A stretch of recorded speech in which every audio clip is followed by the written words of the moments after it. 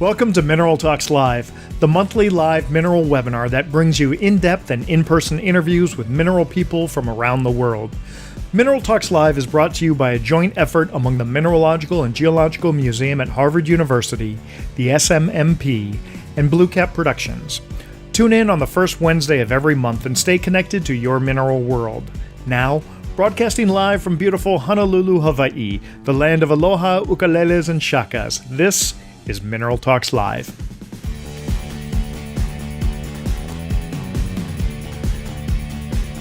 Hello everybody and welcome to our November 2021 show. It looks like you all dodged the ghouls, goblins, and small furry ferocious animals of Halloween, and we're thrilled that you could join us today.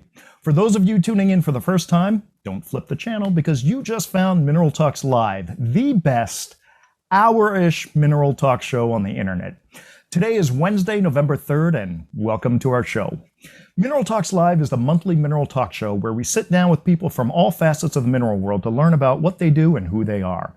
I'm Brian Swoboda, president of Blue Cap Productions, and for this month, I'm thankful for having two of the best partners a person can ever hope for on a show like this. I'm speaking, of course, of Dr. Raquel Alonso Perez from the Mineralogical and Geological Museum at Harvard University, and Dr. Eloise Gaillou from the Society of Mineral Museum Professionals, also known as the SMMP.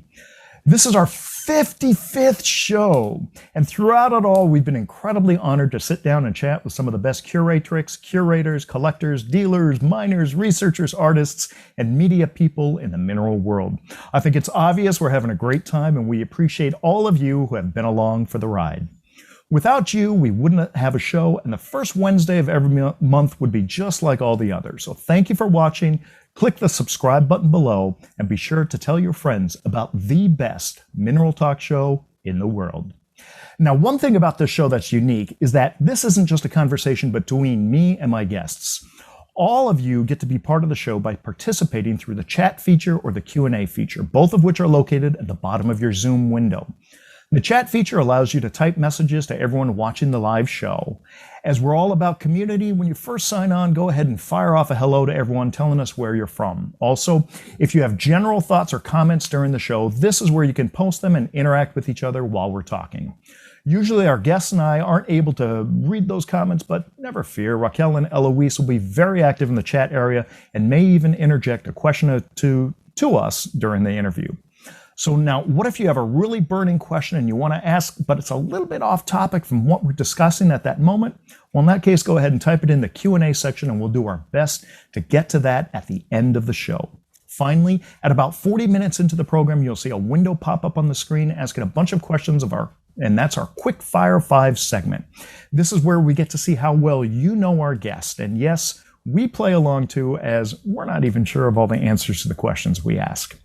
Now, being based in Hawaii, clearly that has lots of benefits, except when it comes to field collecting.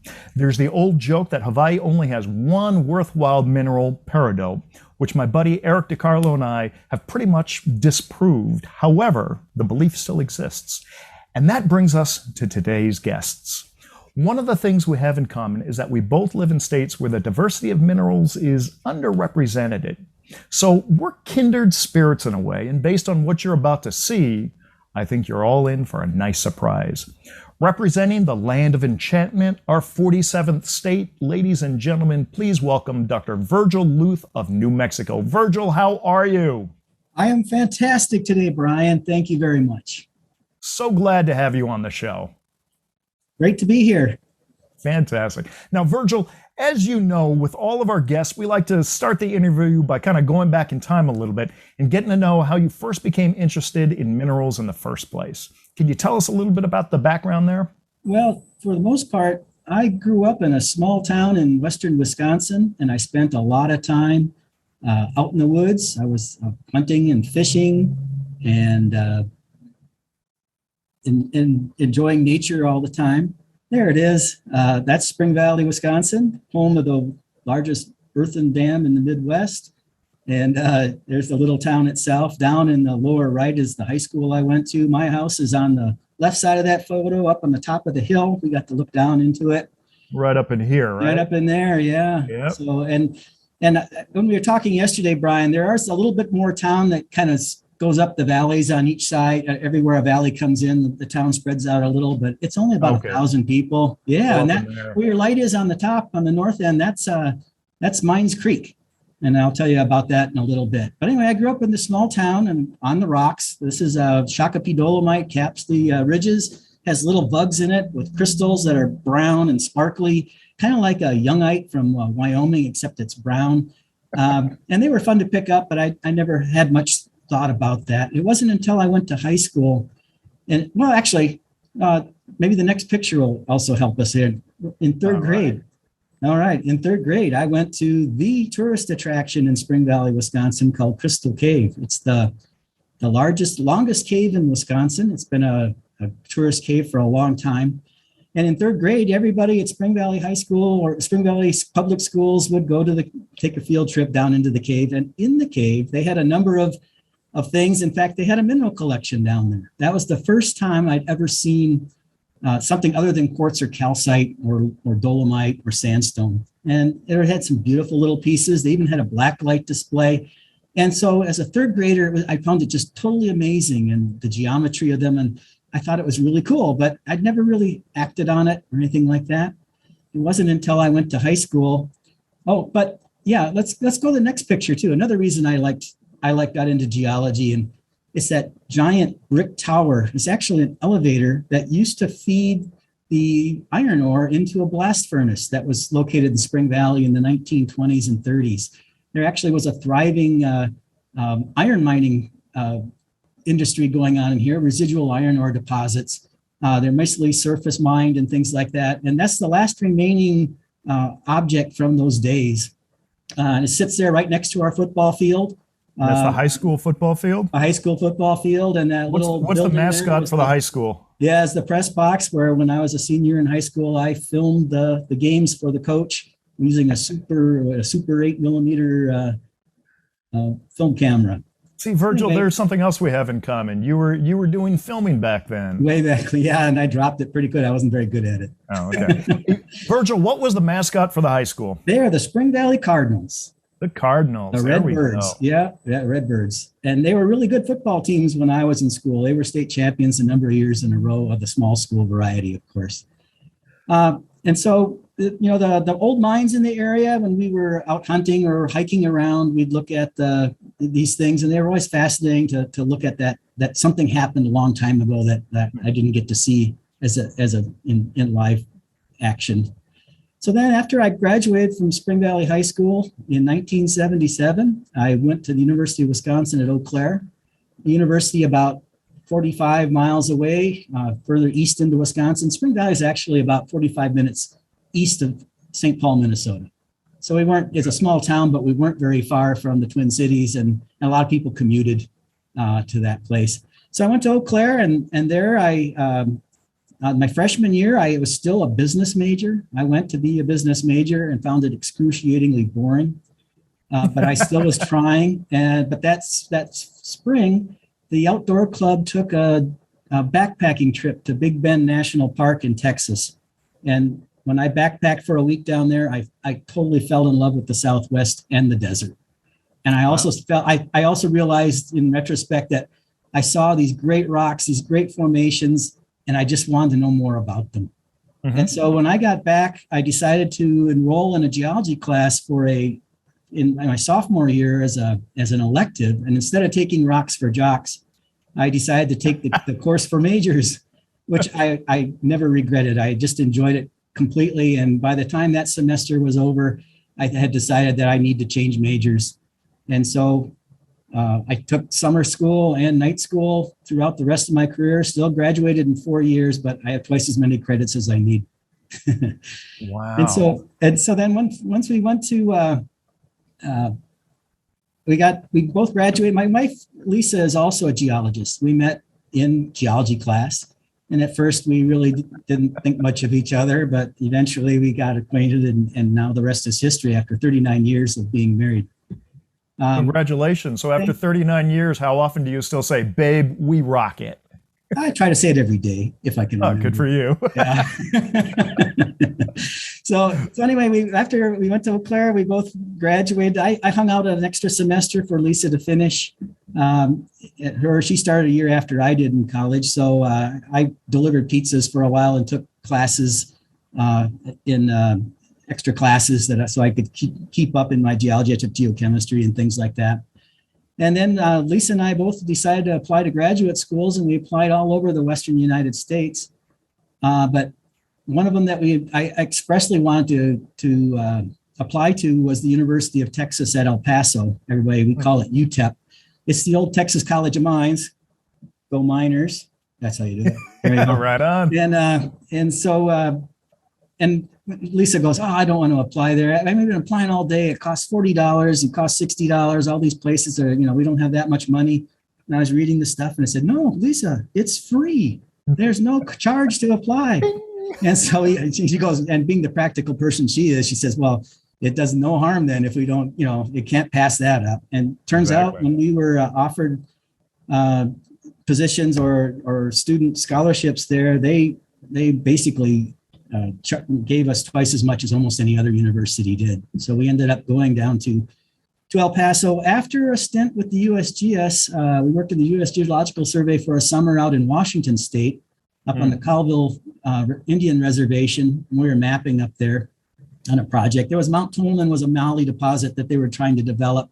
And the Native Americans up there wanted to have a better idea of how much resource was really on their reservation. And so the USGS came in and we were student assistants out there. So we got out there, and as soon as we got there, she was sent down to, down near a place called Nespelem, down by the big dam. I can't remember the name of the dam. I lost my train of thought there. And I was stuck up in Omak, Washington, the other side of the reservation. So we spent our first summer apart after we got married just before we left. Absence makes the heart grow fonder. Or that's when Lisa found a dog and adopted it and brought it to me to take care of after we got there. So our first dog, Omak, was named after the town near I was staying. Yeah, we mapped there, and then we drove down at the end of that summer, we drove down to El Paso, got there and sometime in the mid-August, late August, and pulled into town at 10 p.m. and the temperature was 110 degrees. And we got out of the car and go, oh my gosh, what did we get into? Uh-oh, honey. But we embrace living on the border. People always have a negative opinion of El Paso, but I've always really, really liked it. Yeah. And so once we got there, I studied under Dr. Kenneth Clark. He was the economic geologist there. And I did my thesis on skarns. And you can pull up my next picture, Brian. We go to the Continental Mine down near Hanover, New Mexico, just north of Silver City. It's a big open pit skarn. It also has some underground workings, but I confined my work to the pit. And just to the right of this photograph is where the intrusion came in, and you're looking at the Paleozoic section there. You got some dolomites on the lower right, and as we work up, there's that white stripe through there. That's a dike that goes through, or a sill that's basically coincident with the Purchase Shale. And then above that are the Pennsylvanian and Permian age rocks. And even at the very top, there's a little bit of white you see. That's the Colorado sandstone, which is Cretaceous. So this whole package of limestone and shale has been completely altered to garnets and pyroxenes and other things. So I chose a deposit that has a plethora of minerals in it, and I usually have some spectacular minerals in it. And I like to point out that little speck at the bottom there is my 75 Ford Pinto, which is at the bottom of the pit. A little story here is when I got to the Continental, the mine manager was Richard Graham, of all people. Dick Graham. We just had his sons on the program a couple shows ago. Right. And Dick, I asked him for a mine map, and he said, I really don't have one handy right now. Here, I'll give you a plan map, and why don't you go out and make your own? And I thought to myself, he's making me map this pit by myself. Oh, well, I've only been mapping all summer long out in Washington. I can do this. So I spent 2 days mapping the pit. And after that, Dick says, hey, can I see your map? And of course, he unrolls it, and then he unrolls the mine map that I wanted in the first place. And he complimented me on what a good job I did. And then he said, well, come over to my house tonight, and we'll look at my collection. And I got a chance to see his Bisbee collection, just he and I in his house in Hanover. to see those amazing Bisbee pieces. Oh my God, what a treat that was. Totally blew my mind. Again, I was never into high-end minerals or anything like that. I was more of a, practical geologist thing. But boy, when I saw them, they're just so amazing. And I just fell in love with them very much, as anyone would, right? Absolutely. And hey, so, Virgil, before we go on to the next image, we've got some people asking questions regarding the Pinto right there. They want to know, was that called the Pinto of Love, or was that the Passion Pinto? Yeah, they could say that. I don't know. It's too small to have much passion in those things. It was more or less a functional vehicle. That was all. Okay. Well, anyway, after that interjection. So, I guess. But we had that a long time. And eventually I sold it to a fellow grad student at UTEP, and he took it to Houston, where it finally died of skin cancer. Well,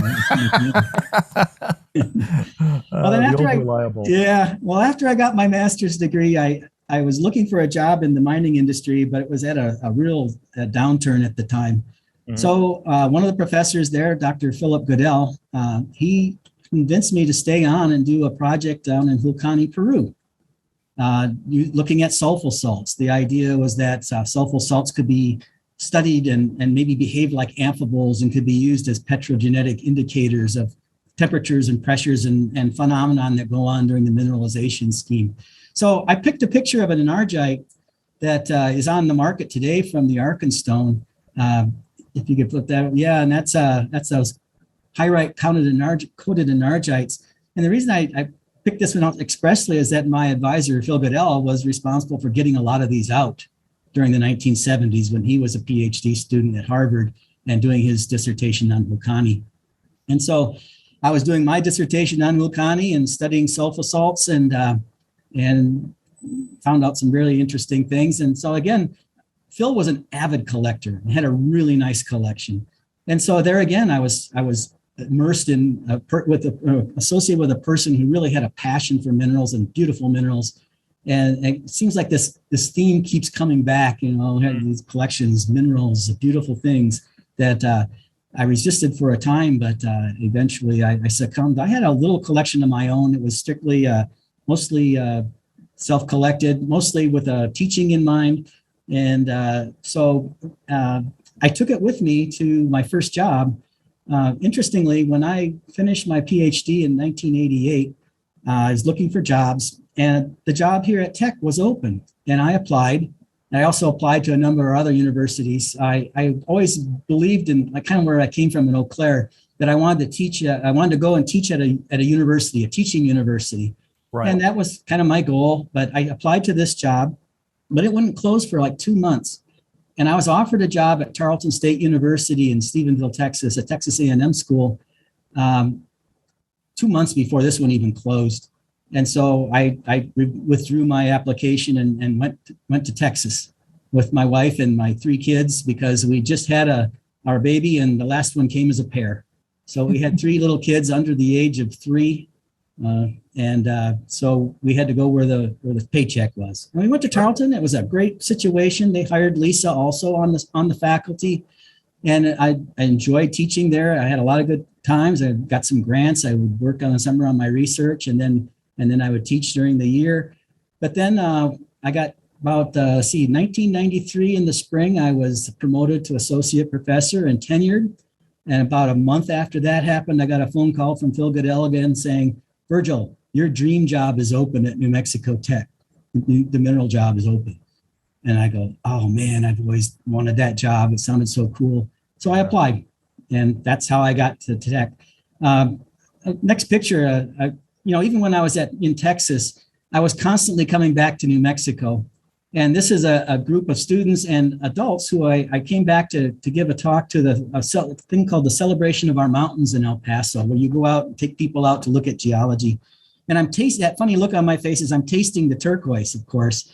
I'm testing it to see how chalky it is or how clayey it is. And people are around me looking at me going, "This guy's nuts." And, people don't eat rocks. But I'm standing on the Demueles mine, which was a famous turquoise mine.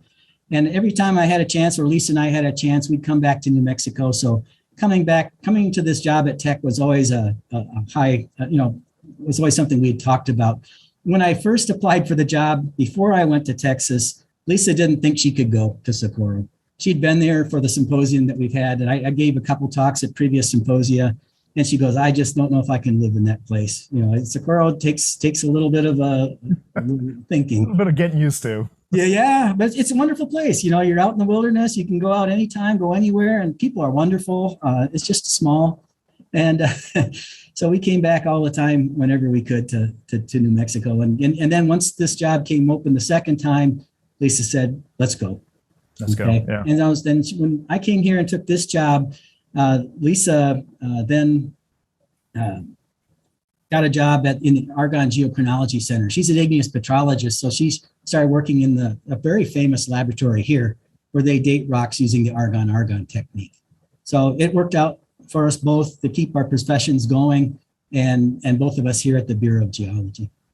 Well, I love it. Well, I mean, your story is a story of the mineral world reaching out and constantly grabbing you and pulling you into it. I think that's different than most of the stories that I've heard. I mean, you obviously had a deep passion very early on for it, but then the opportunities just kept saying, Virgil, come, follow me. This is your calling. This is your calling. You just got listening. Yeah.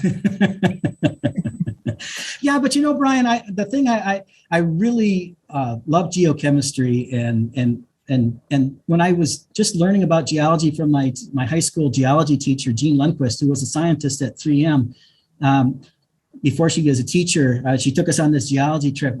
First was a time I realized that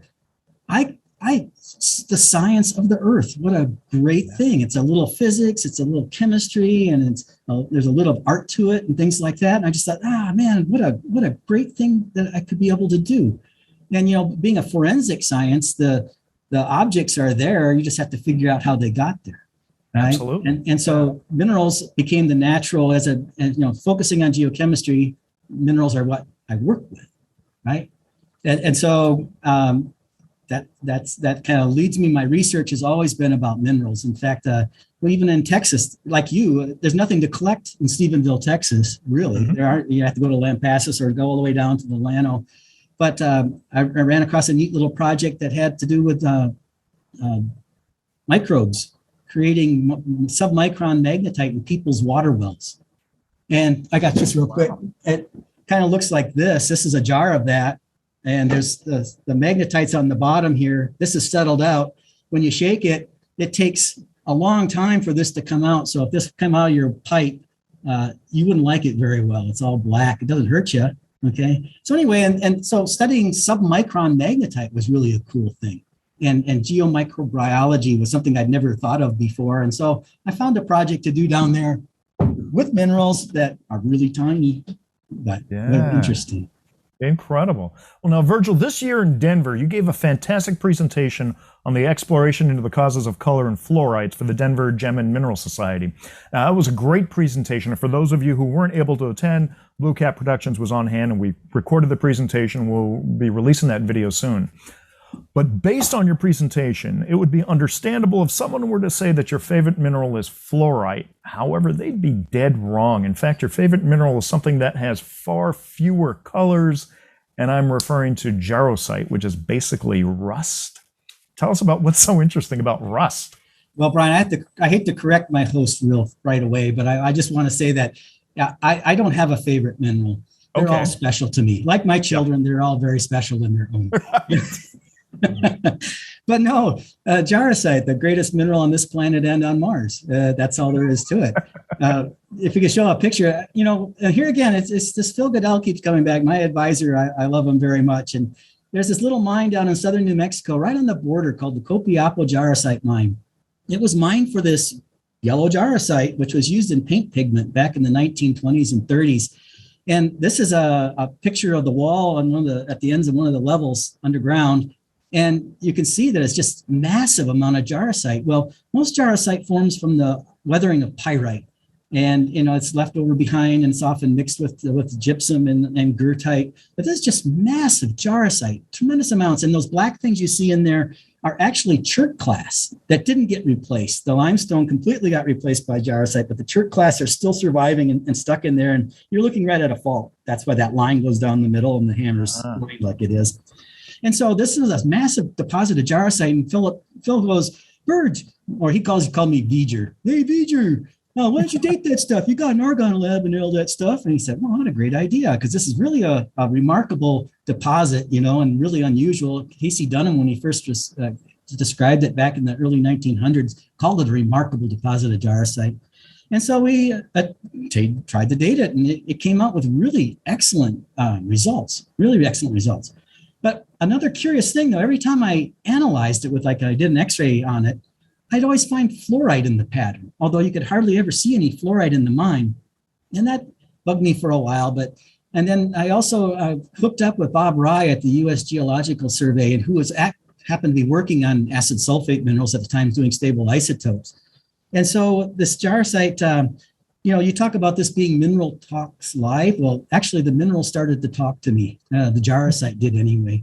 And when I asked it about its potassium, it says, well, I'm 5.2 million years old based on my radiogenic isotope ratio. And then I asked it about its sulfur, using stable isotopes, and it told me that the sulfur came from either geochemical reduction in the subsurface or from bacteria in the subsurface. It came as H2S. It was coming up, and because it's very light isotopically, sulfur-wise.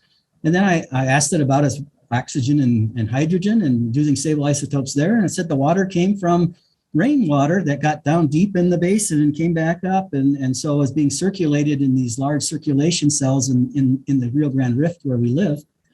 And then it also told me that the oxygen in the OH site versus the oxygen in the sulfur site were different. And that's a temperature dependent separation or fractionation. And so it told me it was 130 degrees that it formed at. And so that's what I mean about jarosite being the greatest mineral on this planet and on Mars, because since it's been discovered on Mars, right? If we could get a piece of it, we would know how old it was, when the oxygen was there in abundance enough to make jarosite, when the water was there to make the jarosite, and get some idea where the sulfur came from that made that jarosite. So it'd be, it has a lot to do with our understanding of Mars if we could just bring a little piece of jarosite back.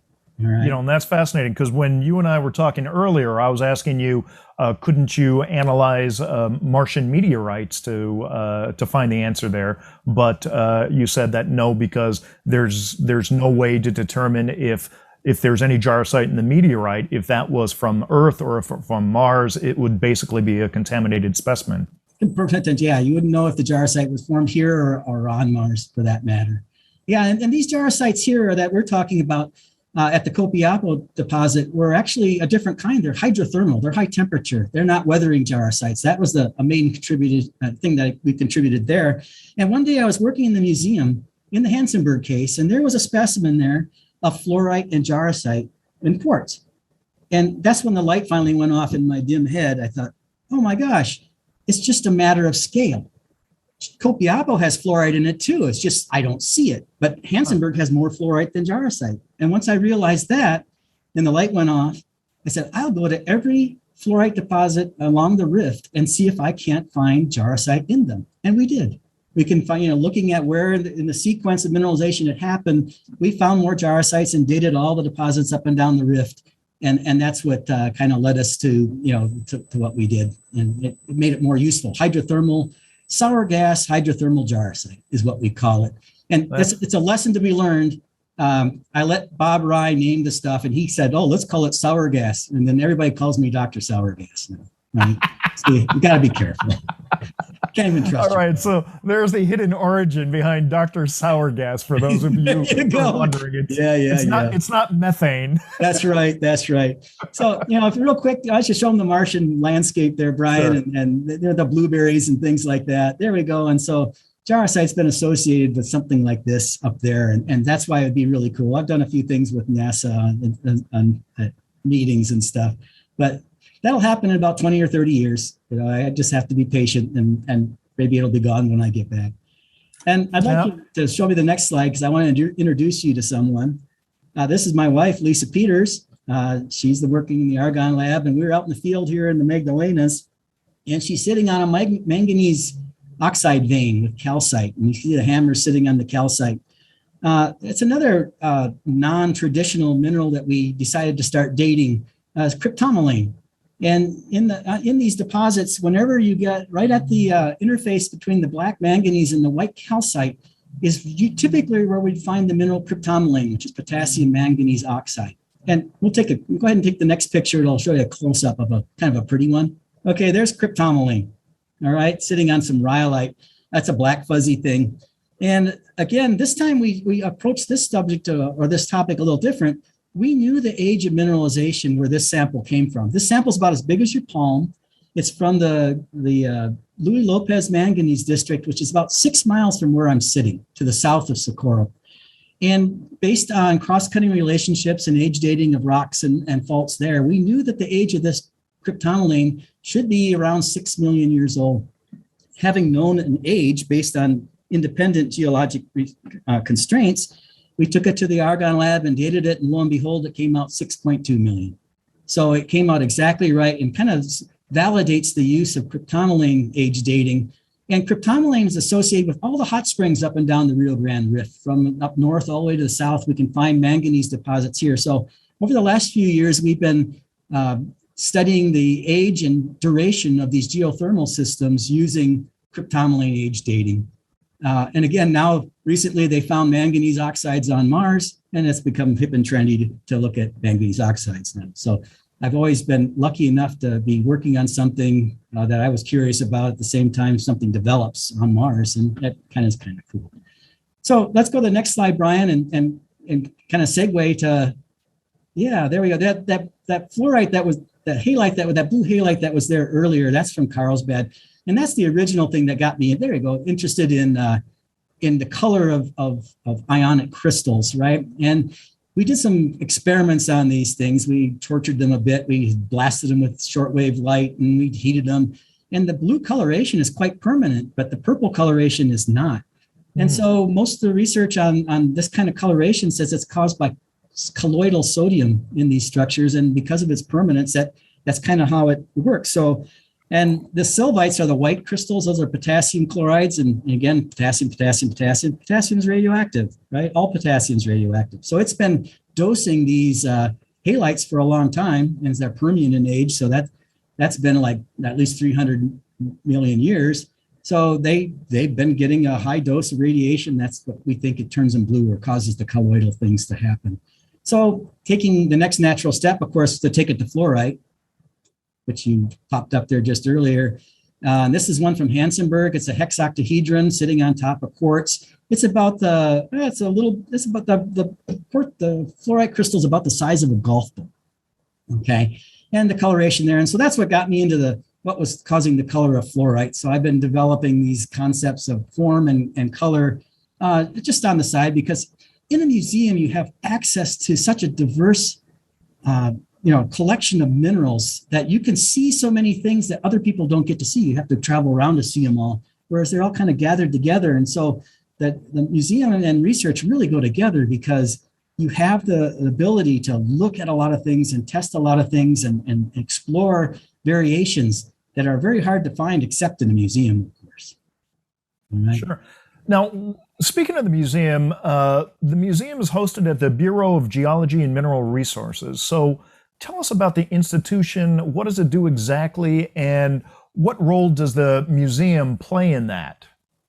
Well, the Bureau of Geology is the New Mexico's geological survey. Okay, so we do everything. We have over 50 scientists here at the Bureau, all different stripes, all different varieties. Petroleum, economic geology, stratigraphy, mapping, hydrology. So we're the State Geological Survey.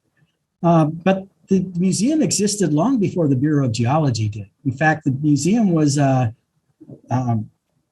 came about as in part of the enabling legislation that the territorial legislature used to start the school that was here, the College of Mines. Okay. In fact, in the enabling legislation, it says that the university shall maintain geological and mineralogical cabinets, which is basically a museum. So the museum started the same time as the school, 1894, and has existed ever since. In fact, I have a series of pictures of all the museums that have gone through we've gone through here at New Mexico Tech. So there's the first one. That is Old Main right there. Yeah, there's the first building on campus. The museum originally was up in the belfry and then eventually moved down to the first floor on the extreme right, which is behind the trees. This was the first building on campus. And we actually have a picture of the inside of that museum, the next one. And there it is right there. And it's got those beautiful Queen Anne cases, and there's the rocks. That's the first museum at New Mexico Tech. It was famous. It won World's Fair medals in 1904. And the two objects in the back center, those two round objects in the back center, are the gold and silver medals that the collection attained from those world fairs. So it was a spectacular museum until about 1928 when it burned down and the entire collection was lost. No way. Yeah, and the whole building was lost. In fact, they managed to save the student records through some heroic efforts by Mrs. I can't remember her name, but one of the university secretaries grabbed the files from the safe and saved them before the building burned up, so that everybody who had gone before at least had their academic records still present. And then they built a new one called Old Main, which is still on campus today. Oh, you got to go back one picture, Brian. This is Brown Hall now, and Brown Hall is named after C.T. Brown, one of the founders of the university and a famous geologist for New Jersey Zinc here in New Mexico. And the museum was reestablished on the second floor here and existed there. And we had a Quarto Centennial happened. I don't remember the exact date, but the legislature formally named our museum Coronado's Treasure Chest at that time. Nice. And it languished in the Brown Hall for a long time. It was benevolent. It was not really kept by a curator or anything but the collection was still there until 1963. Next slide. And this is that. Oh, that's all right. We'll go with this one.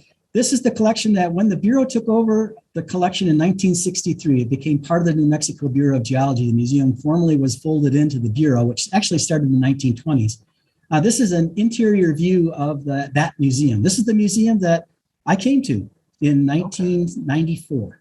Gotcha. Yeah, and so that it was more or less almost like a basement hallway. There were no windows. It was just a cross walk through the building, and they had these cases in there, and this was the museum at that time. Well, it's going to be great when we finally get to go down in the museum and let people see what it's looking like. And so is this what came after Brown Hall? Yeah, this is the gold building that gets its name from the fact that scientists at New Mexico Tech started buying up government surplus computers.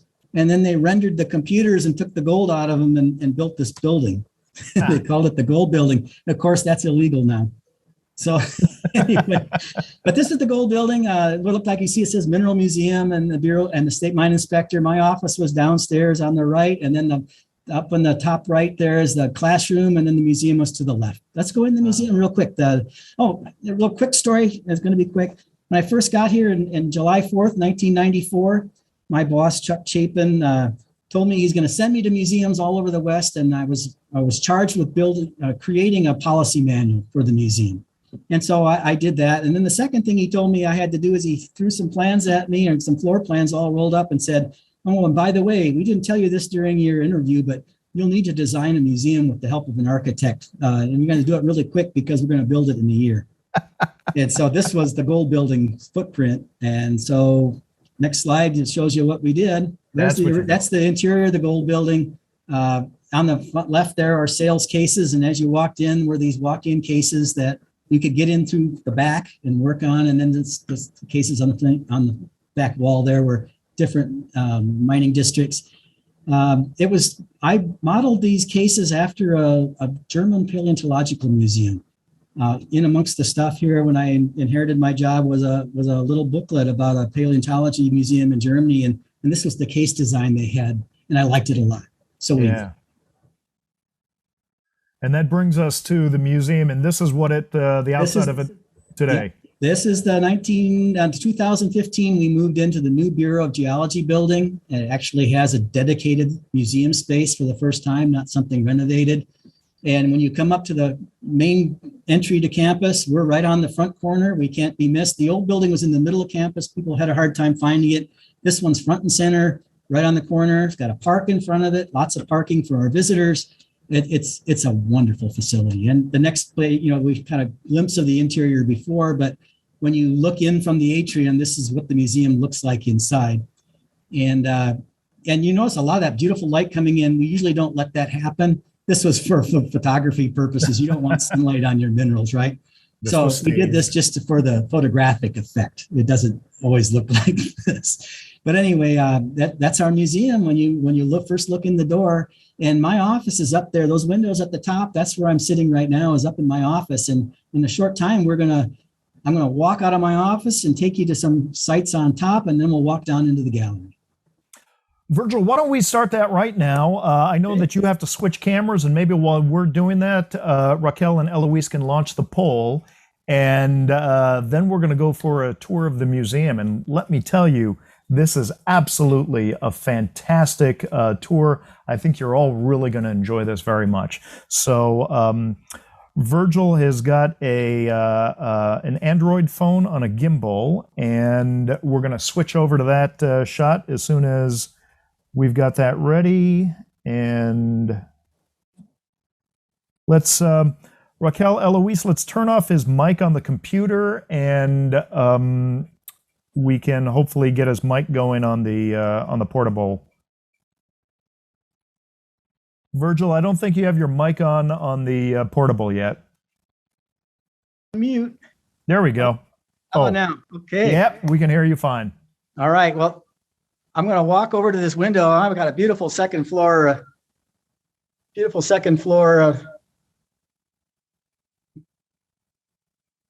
There we go.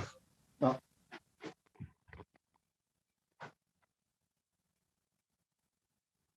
and this is Virgil's office. This is what he's staring at all day. Papers on the wall.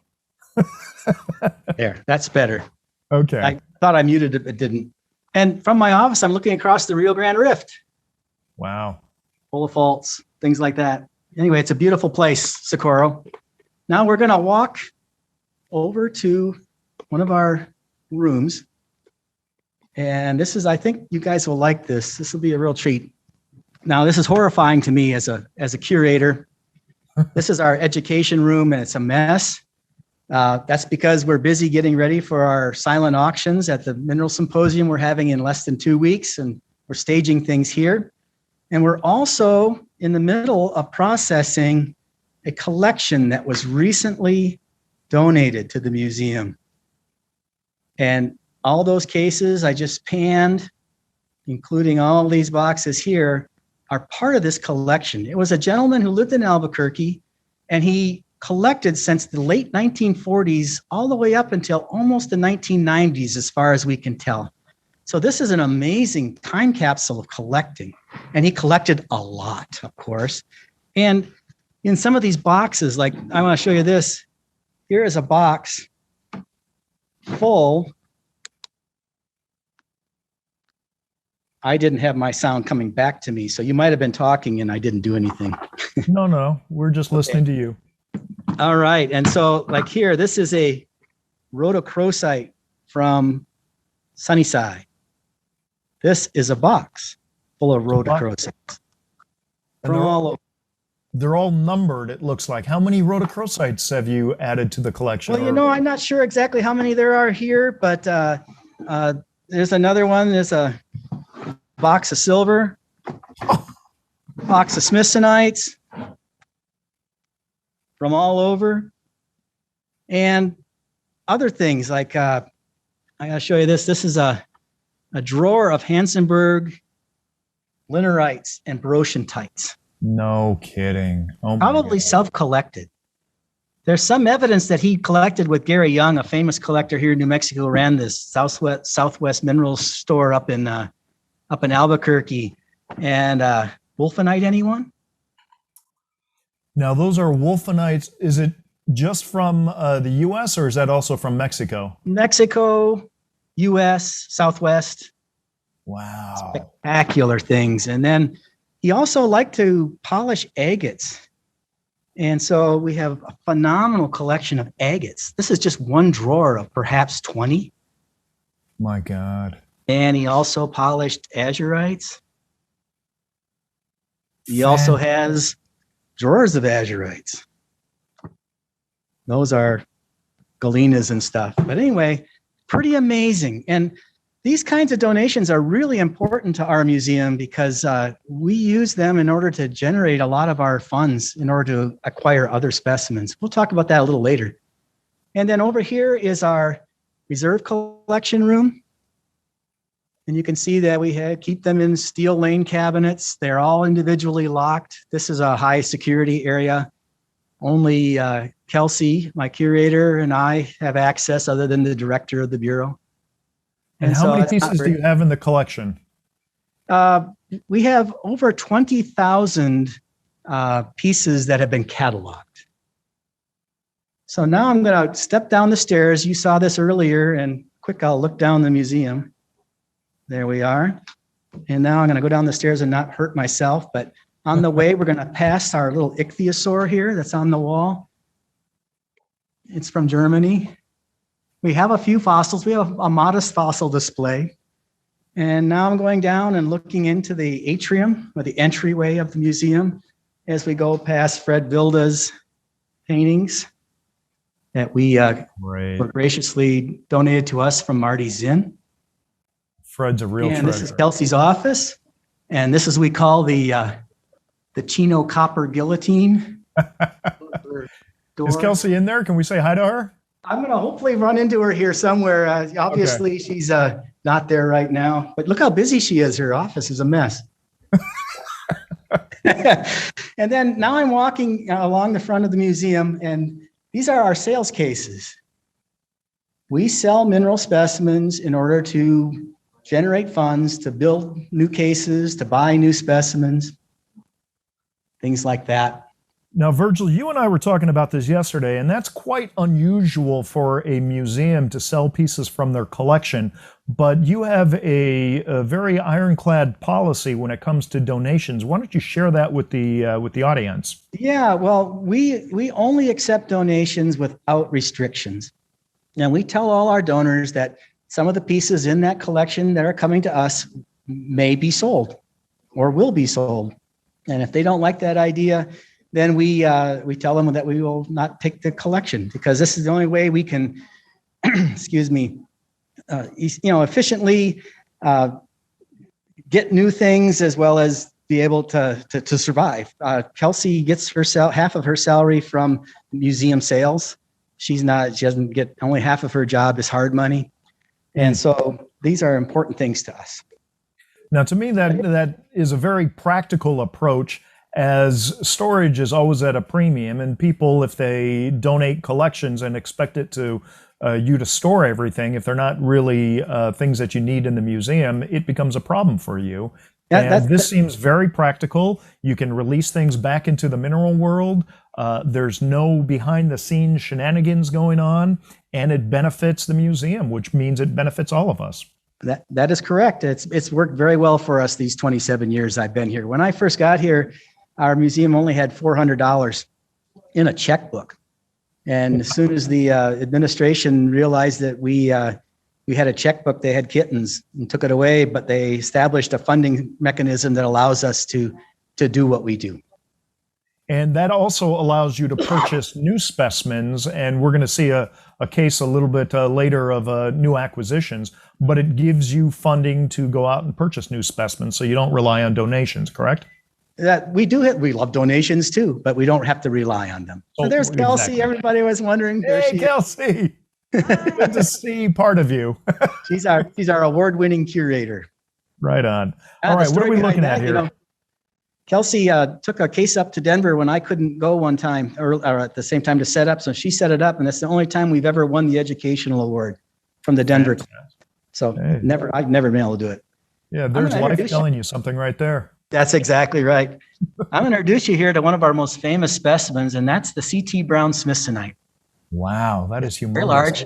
It actually is hollow underneath and fits on my head.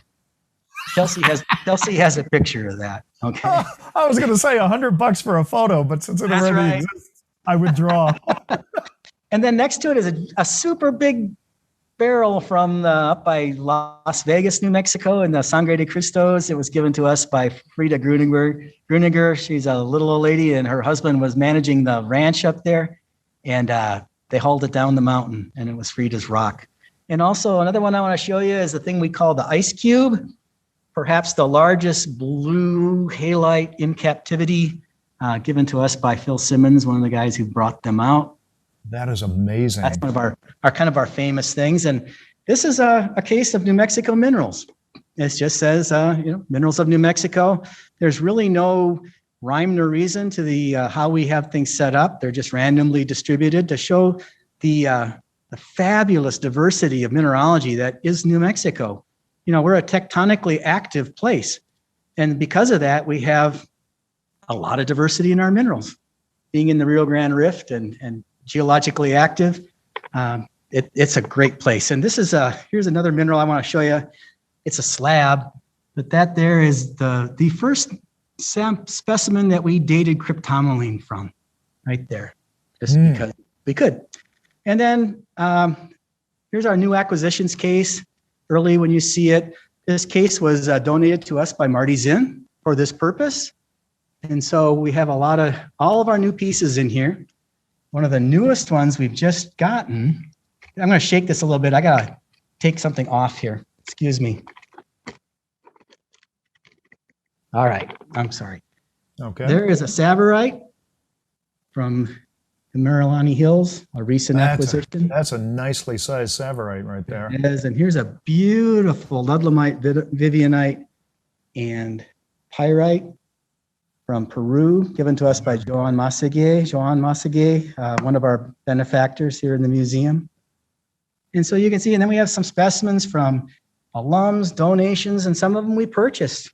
So we are always showing off the latest and greatest. All of these have arrived in the museum within the last year or two. Wow. So all these arrived during COVID, basically. That's the COVID exhibit. Our donations never slacked during COVID. That's fantastic. I have an interesting thing. And now as I move across the museum, the only arrangement we really do have in the museum is actually geographic. Okay? And so we have cases of Mexico, South America. We have cases from Europe and Australia and US, New Mexico, of course. We highlight New Mexico material because that's our charge. Of course. And we also have a few pieces here that are tactile, where they're made to touch. So if you want to recharge your spiritual batteries, you just come in here and focus it right here. That's fantastic. And there are some out in the atrium also, so that we like to be able to have people be able to touch something like this. Kind of fantastic, right? When you get to hold a fantastic specimen, it really kind of gives you a thrill, and that's kind of what we're trying to convey to our visitors. Well, I think we are very tactile animals, and so that's it makes a lot of sense. And here I got to show you this. This is something that's very old-fashioned, but we actually have a systematic collection. And the British Museum probably had this particular kind of arrangement, but being the geochemist I am, this is my favorite because it's the one I get to play with. And so there you can see our golds and silvers and platinum and stuff like that, arranged in the Dana method. And a tribute to one of our founders, C.T. Brown. We have his book, System of Mineralogy from Dana, that was his, and that's his bookmark, C.T. Brown on it. Nice historic book there. Yeah, and you notice many of our cases have artifacts in them. Oh, yeah. Mm-hmm. We've mixed that in order to diversify the interest. Not everybody likes rocks. Can't understand that, but it's true. And so now I'm at the Minerals of the Americas, and I want to point out a couple of really neat pieces. There's a Nephantavite right there in the back. Really fine specimen of that rare mineral from down at Charcas. We got that from via a gift from the Sanchez collection, where they bought it for us. But then it came from Benny Finn ultimately. Finn. He also he was very famous for the San Pedro Corralitos Mimetites. He lived in Las Cruces, New Mexico. Yeah, and we got this from Don Moore. Don Moore owned what they call the Pebble Pups Rock Shop down in Las Cruces, and he got this from Benny. And so anyway, we got the New Mexico connections all over the place here. And this isn't a New Mexico connection, but it's one from Peter McGaw. First time I saw this specimen from NICA, it was sitting on the hood of a Jeep. Peter sent me an email saying, "You want it?" Of course So anyway, each one of these guys has a story. Some of them are funny, some of them are sad. Yeah. But this is some of our material from the Americas. And again, here's some more of our systematic display. Now, those are very elegant pedestals that they're sitting upon. Could you get in close to one of those so we can see it a little better? Okay. All right. So there you can see that when you get up close to them, you can see the sign comes through the acrylic block. But if you're not looking directly at it, it's not as easy to see. So that way you can keep track of what mineral you're looking at. And then we arrange them in such a way that they kind of look like a crystal structure, I think. Yeah. So anyway, I love this thing. I sometimes just come and stand by it myself just for grins. Oh, wait, I didn't show you this very important specimen. Look at that jarosite from the Mohina mine down in Chihuahua. That one's 3.6 million years old, by the way. Anyway, so here's another set of cases in our museum, and these are New Mexico specific. They highlight particular New Mexico mining districts. And this is how nerdy we are, Brian, and everyone. I'm standing on the south end of the museum looking north, and these districts are arranged from south to north. So you can take a walking tour through New Mexico mineralogy. I love it. So now we're down in Las Cruces near the Oregon Mountains, famous for these fabulous wolfenites from the Stevenson Bennett mine. Oh, those are great. But more recently, spectacular myelolytic cavity specimens have come out. From the granites down there. Big plate of feldspars, the most common mineral in the world. But lots of fantastic things. The other thing that Stevenson Bennett was famous for were these cerusites, giant things. Wow. And now we're moving to Silver City real quick, and the famous Chino mine, Chino and Tyrone. There's a beautiful native copper given to us by Marty Zinn. That is a fantastic copper. Yeah, we have a shelf of all kinds of native coppers that were mined at different times throughout Chino's history. So you can kind of see a historical rendition of how all these coppers were coming out at different times. And we even have some of the old secondaries, which are almost unheard of.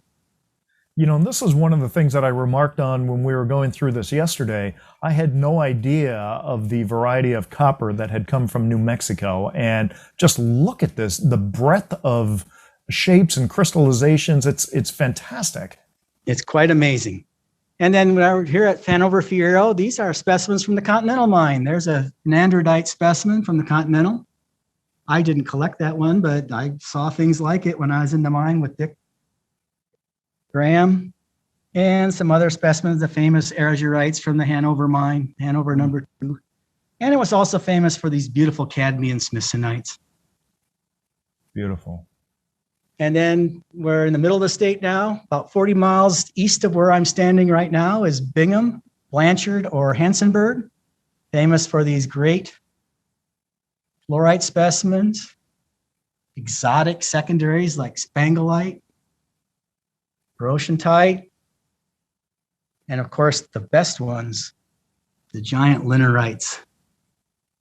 Wow. The linerite being pseudomorphed by malachite, or at least coated. And a little further through Minnesota, now we're at Magdalena. Who could not go to Magdalena? But here we try to highlight the different varieties or occurrences of smithsonite, not just these fabulous big brainy chunks. Are great. We even have smithsonites that are the correct color. All smithsonite's supposed to be white. And we have a beautiful rosacite and hemimorphite. This came out of the Miguel Romero collection down in Mexico. Fantastic. More smithsonites, cadmium varieties, pseudomorphing calcite, and there's one pseudomorphing cerussite. That's a great piece. There's our beautiful, one of our iconic pieces of smithsonite that we got from Roy Johnson, who actually collected that when he was a student here and donated to us. And here are some nice specimens from the San Pedro area, the site of the first gold rush in the Western United States. It was not California. It originally came to New Mexico. Then they found out how the California gold rush and the Colorado gold rush. Right, and then they found it was so not very good, so they went to California, and then they came back later to try to clean up. And then here we have some. Here are the pegmatite deposits from northern New Mexico. There's a rather large crystal of monazite, and some other things. And let's see, where did that go? Let's see it. Oh, here's an interesting thing: New Mexico emeralds. Some bigger ones have been recently found and extracted, and we have a few big ones now in the museum. Wild. And another thing we have are guest displays. This is turning around. I'm looking at 3 different guest displays. We try to change them out once every year. This one is from Michael Michalik, a young collector down in Las Cruces who's into microphotography. So he goes and collects these specimens, puts them on display, and then he shows us the pictures where he does these stacking techniques. And then these exhibits stay up for the entire year. Yes, it does. We usually change it right around symposium time. These have been up a little longer, but because of COVID, we decided to leave them up longer since we were closed for a time. Sure. And this is a display of minerals from Alan Betty Tlush. Some of you people may remember Alan Betty. They own Carousel Gems and Minerals. They're from Belen, New Mexico, but originally from Pennsylvania. And this is the last parts of Betty's collection, which she gave us a few years ago. She loves smithsonites from around the world, so we have quite a smithsonite collection from Betty from all over the place. And then we have a fossil wood display from Dennis Umschler. He's a collector up in Albuquerque, and he collects exclusively New Mexico petrified wood. So we have quite a cross-section of all that exists for New Mexico. We also have a little case here of minerals, of uranium minerals. New Mexico has some of the largest uranium reserves in the United States. And we select these minerals carefully so that they aren't too hot, that we can't display them in public. Nice. And another case here, we're highlighting gold and silver from New Mexico. And this was amazing to me, the crystallized gold that you have there. And you've got a couple of huge nuggets that you're going to show us there. Yeah, and this, in fact, that's the 18-ounce nugget from New Mexico, largest one in captivity that we know of. And then it's a partner there that's 12 ounces. This is a beautiful 8-ounce nugget from San Pedro. Those are from down by Ruidoso, Lincoln County, where near, the famous, what's the town over there where Billy the Kid was in prison? You know, that Lincoln. Lincoln, yeah. Yeah. And then this one here, cute little thing, kind of looks California-like. I call that one the dead bird because it looks like a bird that fell out of the nest. Okay. Anyway, and that's there. And then we also have some more general interest type cases. This is one Kelsey put together during COVID. This is a display about the Trinity site and the first atomic bomb blast. This was originally shown off at the Herman Dugan Museum in Farmington, and now we get a chance to exhibit it. And going along with this theme of Trinity site, she put together the radiation station, which is a series of historic Geiger counters, those from the 40s and 50s, all the way up to some that were issued during the Chernobyl incident from Russia. How interesting. I love that. And then, over here, those are minerals from Europe and Africa in that case, and minerals from Asia and Australia in this case. And some of our more educational exhibit. What is a pseudomorph? And we keep it simple. We have pyrite and agartite, calcite and a siderite, a series of aragonites, all replaced by different things, orthoclase pseudos, and of course, anhydrite pseudos. And then on top of that is a display of pseudomorphs from Mount St. Hilaire. So this is for the real mineral aficionado, those who really love pseudomorphs. This is a fantastic display. We got almost all of these things from a single donation by a daughter of Peggy Gross. She was a collector. Is that Aaron Delventhal's face print I see on the side of the glass there? Yeah, probably. I think our worker washed the cases today though before the show. Okay. And then I'm going to walk back. We also have a modest gemstone collection. And gemstones, people love seeing gemstones, and they're colorful and they're beautiful. Yeah. And then we also have a display of lapidary art. It's a very popular thing in New Mexico, a lot of lapidary artists.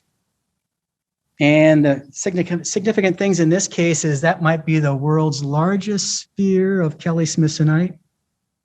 It was actually made by Wolfgang Mueller from a piece that I gave him from one of our historic pieces in the collection. It was a large bubble of smithsonite on a specimen that we broke out, and he turned into a beautiful sphere with very little waste. Fantastic. It's one of my favorites. You really have such a variety of things that you have. I love this agate, right? That's the happy agate. The smiling face agate. That's right. It loves being here. It loves living here. And here's another very significant item here. This is the American Faceter faceting machine, serial number 1.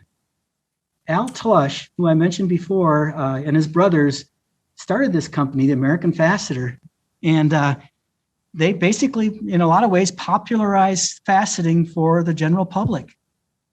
And Al had this machine, and one of his last donations was this original number 1 off the assembly line of the American Faceter. Fantastic. And then we have minerals from around the United States.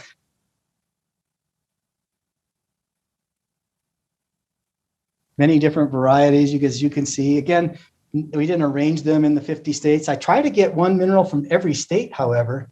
Where's Hawaii? So everybody feels good, right? They can say there's one from every state. What do you have from Hawaii? I have a calcite from Hawaii. Oh, nice. Yeah. I hope it's not cursed. No. I mean, we even have a pyrite from Mississippi. Check it out. Wow. All right. And then we also have some other displays, petrified wood, our normal petrified wood display from all around the world, but focusing on the Western U.S. and New Mexico. We have this excellent meteorite display highlighting mainly New Mexico pieces. And as we talked earlier, those none of those are lunar or Martian meteorites, but they all did land in New Mexico. Most of them. There's a few ones few that aren't. Oh, here, this is something funny, and it's not funny. See that meteorite in the back left that's crooked? Mm-hmm. They recently repaved the street just to the north of our museum, and they used one of those pounders that shake the earth. Right. A bunch of our minerals spun on their axes. There's one we missed. That was very nerve-wracking that day. I can imagine. And we have a case of New Mexico agates. And they're beautiful, and I like this one a lot. It might be what the audience is thinking at the end of this thing. Oh my God, is he almost over? I doubt it. And we have minerals from around the southwestern United States, in this case, Colorado, Arizona, Nevada, California. A highlight here, of course, is this giant glove mine wolfenite. Wow, from the glove mine, incredible. Yeah, I took it to Tucson a number of years ago for that's the last time I moved it. It's really heavy, but it's a beauty. We have it here at New Mexico Tech because the mine supervisor was a Tech graduate, according to Dick Bedeau. Right on. It all comes around. Yeah, and then over back here is our again more New Mexico minerals. I'm almost back to where we started, so I kind of made the loop. And there again, we have a lot of artifacts that we integrate. These are some mining. These are mule shoes from a Dawson coal mine, Dawson, New Mexico. I got these from my local veterinarian. Donated them to the museum. And they're kind of different. They're different than regular horseshoes in that they have kind of a little beveled edge. And so it covered the front end of their hoof a little bit. So they wouldn't wear out so fast.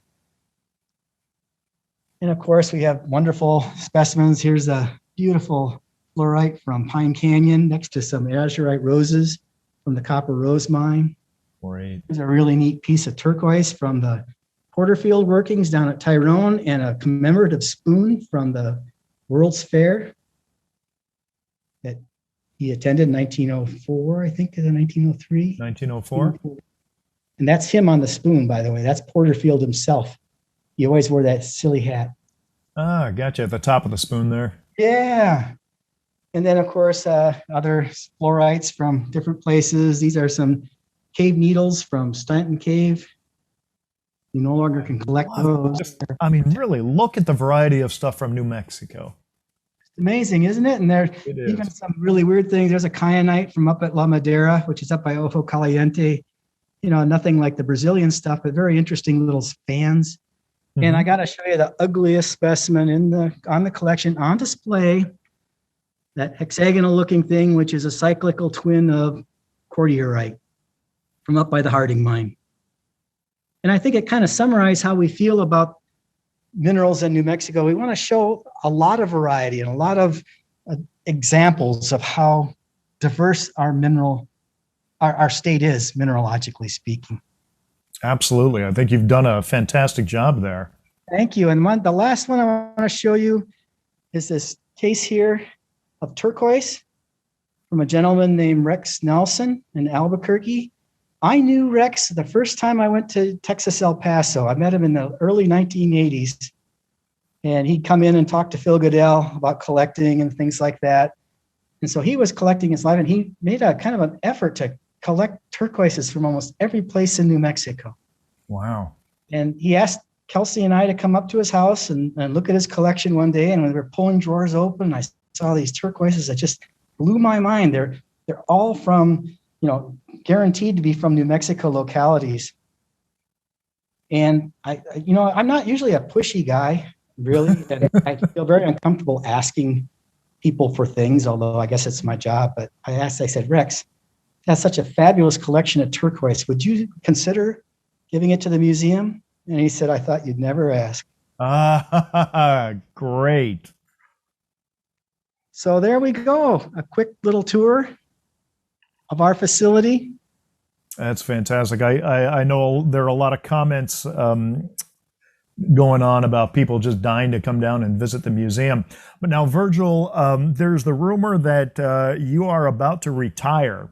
So tell us what you're going to be doing. Are you going to be around? What's the next step? Where are you going? Are you riding off into the sunset in a new Pinto? No, I'm not going to do that. I'm going to sit down here in my office and put the little legs out on my gimbal here, if you don't mind. Try to be straight.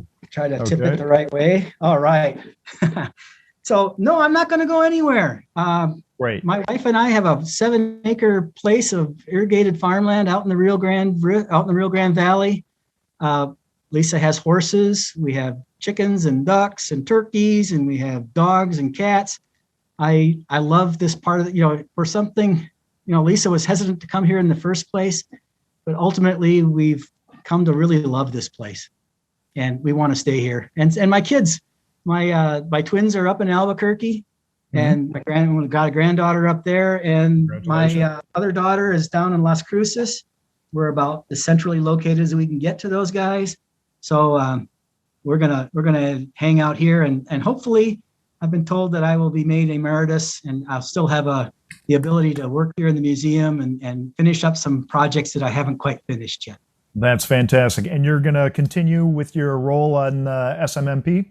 You're part of the planning committee? Yeah, I still like to be, I'm still interested in how the world works, especially amongst the other curators, and try to be helpful and contribute where I can.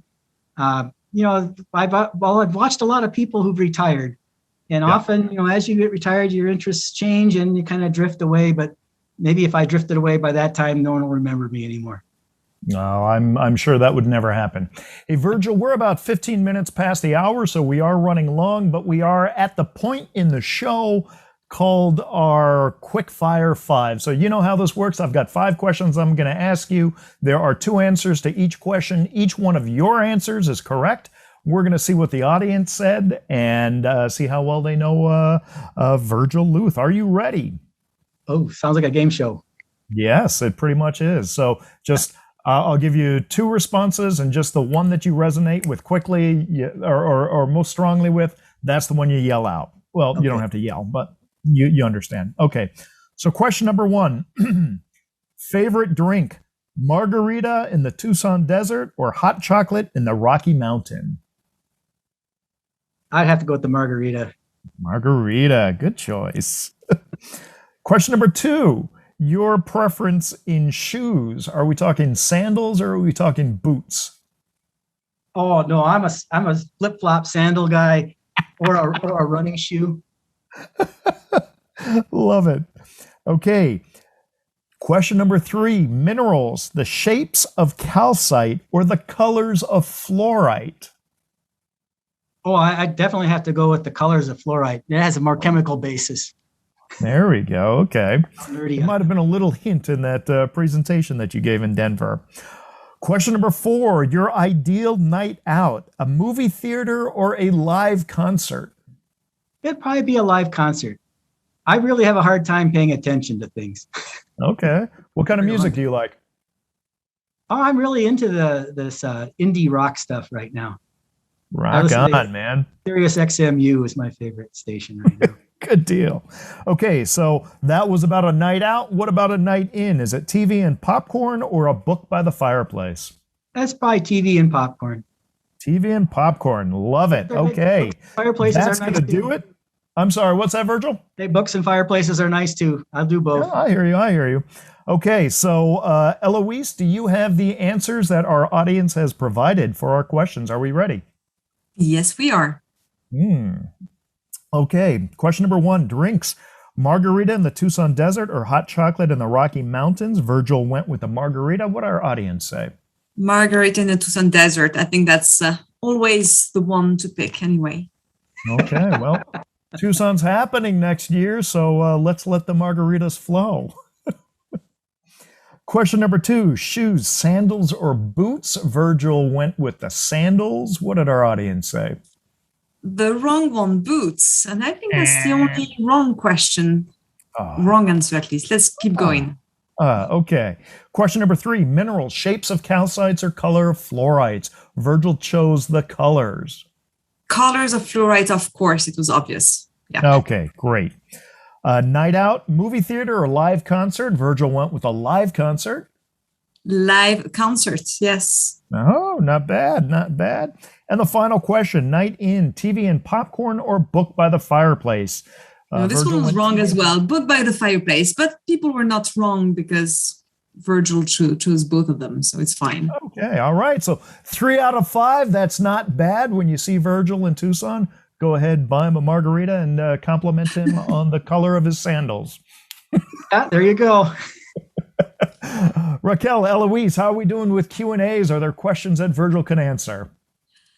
Yes, you know what, Virgil, if you wouldn't mind giving us a list of your latest publication, and so that people can actually see them. Actually, there is on the SMMP website, there is a list of the recent publications by the curators that are SMMP members. So Virgil, if you send us that this list of or the latest articles, especially on jarosite and on the blue fluorites, we can put them on the SMMP website, and I will redirect people to the SMMP website so that they can read them directly. That sounds good. So is there? Erin was saying something very specific about jarosite dating. Do you have something published on that? Yeah, a couple of papers, and it's in chemical geology. Okay.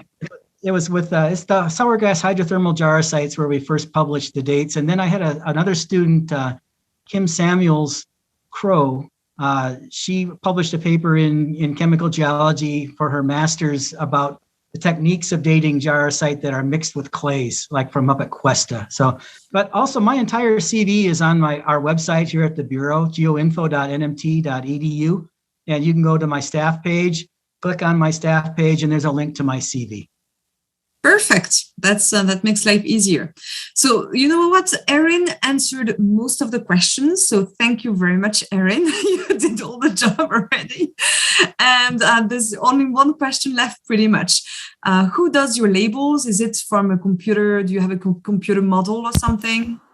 The labels on display. Yeah, the labels are a template that we made from an Avery business card software that came with Windows at one time, okay, or with a HP printer, I don't remember, but it's specifically made for the perforated business cards you can buy from a store, and then we just created our own template for that. Although Kelsey has been messing around with our cards a lot and adding things to it, so I don't know if we have a standard anymore. Most of the I'm kind of in some ways, I'm a purist. I name formula, where it comes from, how we got it. That's the old school. I'm afraid I'm old. I'm old too then. Well, I don't know, Raquel, if you had any other questions that you saw from the chat, but I think Erin did all the work, seriously. So thank you very much. Good. Thanks, Erin. Virgil, I hope that you will still attend all the shows. We can still see you, and you will continue on giving the great lectures. These educational lectures that you give are really wonderful. I invite all to join and to come and see all the lectures that Virgil does at shows or symposium, because you learn a lot and it's so clear. It's great. So keep on doing this job, and we look forward to working with you with the SMMP as well. And I wish you all the best. And I'm looking forward to meeting the new person when you will hire her or him. That's right. That should happen pretty soon. The job will be closing up here in a little bit. So hopefully we'll get somebody who loves minerals and will take care of this place. Besides Kelsey, he'll still be here taking care of it. Yes. Thanks. So thank you, Virgil, for the opportunity. Thank you. Well, Virgil, thank you again for such a wonderful experience and such a great tour through the museum and sharing so much of your background. And for our audience, as you can tell from the number of curators and curatrix guests that we have on our show, all of us here at Mineral Talks Live, we're passionate about mineral museums and the role that they play in the world. They're the bastions of minerals, mineral knowledge, and mineral history for our industry. And perhaps the greatest property that all these mineral museums share is that they exist to share knowledge and specimens with all of us. So it only makes sense that we, as a community, give back to them. Now, throughout the run of the show, we've received numerous emails from people asking how they can help out museums and which of those museums can benefit best from their support. So based on this, Raquel, Eloise, and I felt that we could further help our mineral community by directly connecting our viewers with mineral museums around the world. So if you're a collector and perhaps have specimens you'd like to donate, information you'd like to share, or even grant access to mineral localities for the museum community, drop us a line at info@mineraltalkslive.com, and we can discuss these options and others with you and help you find the best fit for your donation. Both Raquel and Eloise are longtime members of the Society of Mineral Museum Professionals, one of our program sponsors, and they can quickly spread the word among worldwide mineral museum, the community, and the mineral clubs. And if I'm not mistaken, Eloise, you're currently the president, and I believe Raquel is the treasurer. Is that correct? That is correct. Okay, so you have no better connection into the SMMP than two of our people here at Mineral Talks Live. So that email, once again, is info@mineraltalkslive.com, and that's our show for today. If you happen to miss last month's show with fine mineral photographer Laszlo Kupi, well, you missed a great show. However, that show has just gone live today. It's going to be online in about 20 minutes. And so you can point your browser over to go.mineraltalkslive.com/episode 54, and you can watch a great photographer really share his knowledge and passion about mineral photography with all of us. Take a look, remember to subscribe, and tell a friend. Thank you for tuning in today. Have a fantastic November, a wonderful Thanksgiving, and we'll catch up with you again on our next show, which will be on December 1st. Aloha, Virgil, mahalo again for being on our show. Take care, everyone. And that's a wrap. Virgil, fantastic. Thank you so much. Oh, thank you. I knew I'd go long, but I noticed you always did, so I didn't feel bad. Yeah, it's my signature move. That's right. Well, thank you. That was wonderful. Thank you all. I appreciate it. All right. Be well. I know, Eloise, you have a dinner to get to, so we're gonna end it right now. Thank you, everybody, for tuning in. Thank you so much. Thank you all for joining, and see you next month, December 1st. Bye.